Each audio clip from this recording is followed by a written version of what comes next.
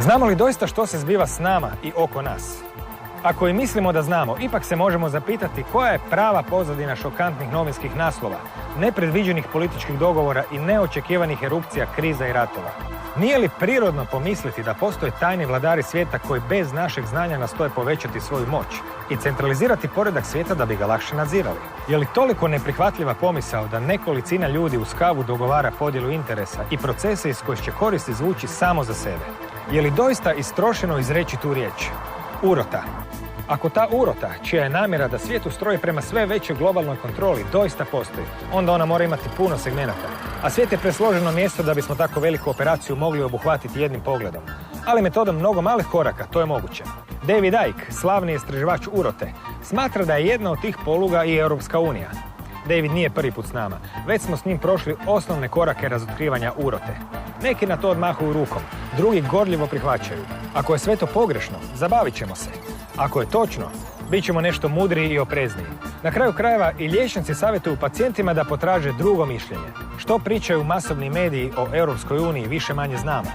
Za drugo mišljenje upitali smo Davida Ickea ovdje kod nas, na Rubu Znanosti.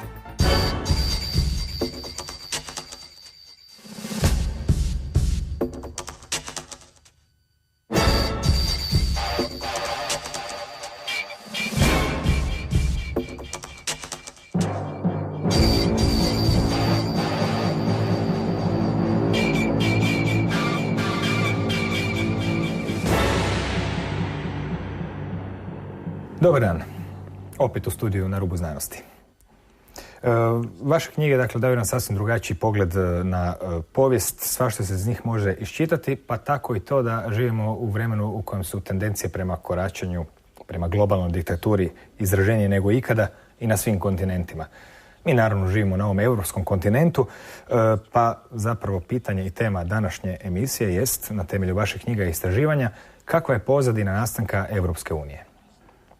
Well, I've been researching the European Union for a long, long time.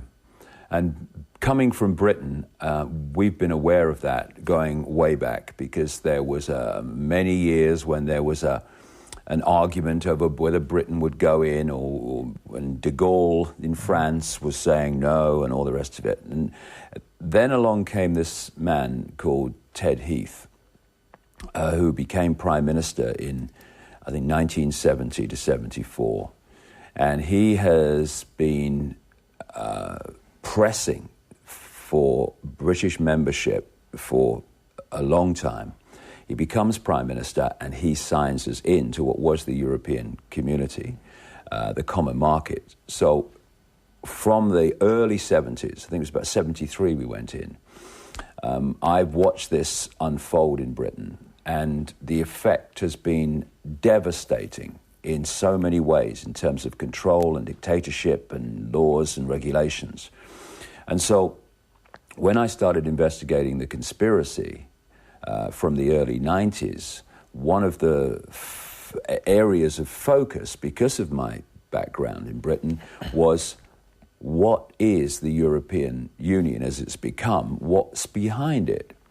Because the foundation of the global conspiracy that I've been exposing all these years is to centralize power for a simple reason.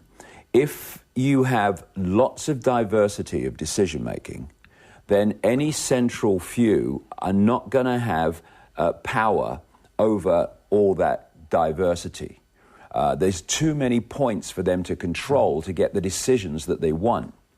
So what you need if you're a dictator, look at any dictatorship, look at communism, look at fascism, look at any of these forms of dictatorship, and what do they want? Centralization of power, dictating to everyone and everywhere, because only then can you have that central power where what you say and what you decide affects everybody. Now, once I'd started to realize that centralization of power, and of course on a global level, we now have a name for it, it's gone so far, globalization. Globalization is simply the agenda and the conspiracy that I've been exposing all these years. We now have a name for it.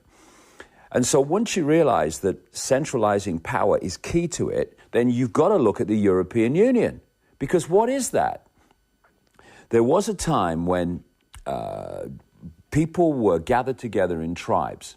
And in that tribal situation, they made decisions that affected the tribe. Compared with the world today, few people were deciding their own fate in so many ways. Then you had the movement to gather those tribes together under a central rule, and we called those nations.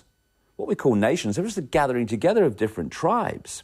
So now, the central rule of the nation, what we call the government, is now deciding at that central point what happens to the lives of all those tribes that formerly were deciding their own destiny and making their own decisions.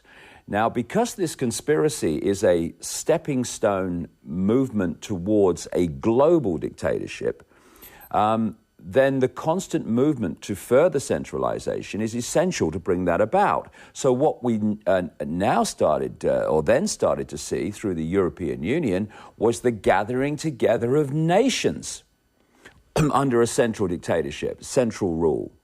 And of course, after the war, when tens of millions of people had been killed and maimed to stop a centralized dictatorship in Europe under the Nazis from becoming real, you had a situation where if those that wanted this European Union centralized state that we have now had come out after the last war or in the 1950s and said, okay, we want to reform the government of Europe. We want centralized control. We want a bureaucracy which we'll put in Brussels, which will dictate to the whole of Europe.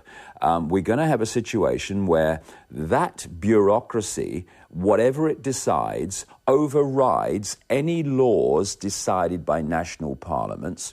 We're going to have a president of Europe who is going to become the central figure of authority. We're going to have a foreign minister for the whole of Europe. We're going to decide foreign policy for the whole of Europe. We're going to have a European army. On and on it would go. What would people have said after the last war and in the 1950s? Hold on a second. We've just fought a war to stop that. Because Hitler wanted something similar, a United States of Europe. So they didn't tell us that, even though right from the start, as my research shows in great detail, that was the plan. So what do? They use what I call the totalitarian tiptoe. You're here, and you know you're going there, but you know if you go there too quickly, people will say, hold on, what's going on? Because the change is so great. So what you do first is you say, we're going to have a free trade zone. And it won't take anything away from you, won't touch your sovereignty, but it will be great for jobs. We're going to bring trade barriers down. It'd be really good. Okay, all right. And then you start. Well, you know, this free trade zone, yeah, it would be much more kind of efficient and work better if we had a few rules that everybody had to obey. Okay, you're moving. And over this period, from the 50s up to now, incessantly you've seen this stepping stone of more and more centralization of power in the European Union. And this Lisbon Treaty now, that the Irish have at least postponed by voting against it, that will massively increase the centralization of power. For a time, you had what they called the veto, where a country could veto the introduction of a European law if it didn't agree with it.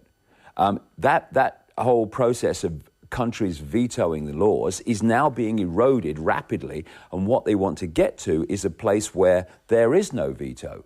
If you're in the European Union, what the central bureaucracy, like the Politburo, that's all it is in the former Soviet Union, says is going to happen, and you're going to have no say or veto of stopping it affecting your country. So you see this and how it fitted perfectly